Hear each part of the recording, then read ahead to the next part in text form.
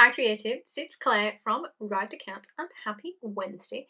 And just think, this time next week I'll be saying happy new financial year because how is it the end of June already? Absolutely blows my mind.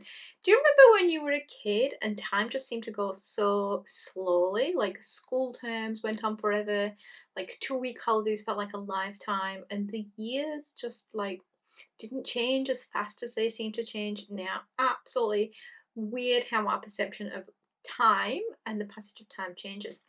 Anyway, I'm not sure if you've seen or if it's just me, but I certainly have seen kind of a bit of a theme around some of the blogs and some of the content on the internet of resetting and restarting, cleaning the slate, as it were, from the last few months and putting a restart on the 2020 calendar year because it isn't over yet and you really do still have time to work on those goals and plans.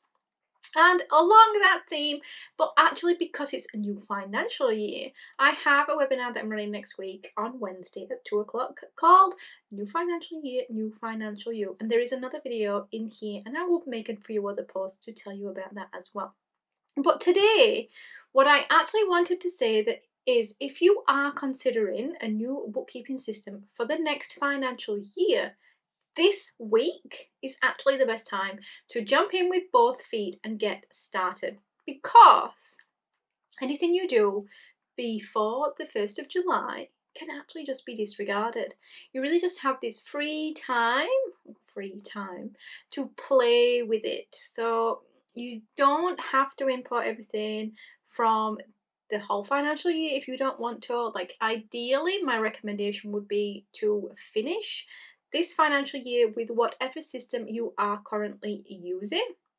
Like you can commit to importing the whole year, but that really is a different kettle of fish. If you just want to start 1st of July in the new system, this week is your chance to play with it. So you can open up the new software, you can play with a few things, connect a few things, make sure a few things are working, see how invoicing works, see how the expense process works, and really adopt that playful curiosity of I wonder what this does, I wonder what that button does, I wonder how this works, without the fear of those consequences of getting something wrong and ruining it and having to start again or having to get somebody in to make it better because the numbers don't make sense.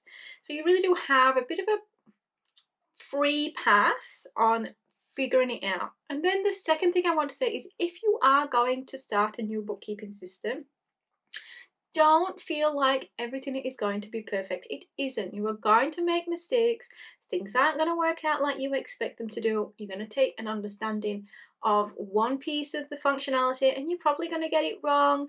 You are going to make mistakes. What we need to do is pick those up, correct them as we go forward, and improve. It really is life. Continual improvement, learning how to do things better applies equally to bookkeeping software, cash management, money management, all those financial pieces of your business. So don't put that pressure on yourself. It isn't necessary. This is why we have cross checks and reviews. We put those in place so we catch those errors when they occur and we can fix them as we go. Hope this was useful. I'll be back on Friday to have another chat with you on a Facebook Live about 1 p.m. and we're going to be talking about super. Now, my super in particular, their deadline for self personal superannuation contributions has closed. So if you haven't done yours, I would suggest you quickly check to see if you can still get it in. But I'm actually going to be talking about how that is a highlight for me on why it's important to know your numbers and why it's important to know them within the financial year. Super is one of those things where it really helps to be on top of your numbers, and I will tell you a little bit more probably about the webinar because I will finish the content by then. So have a good Wednesday and have a good end to the week. I'll see you on Friday.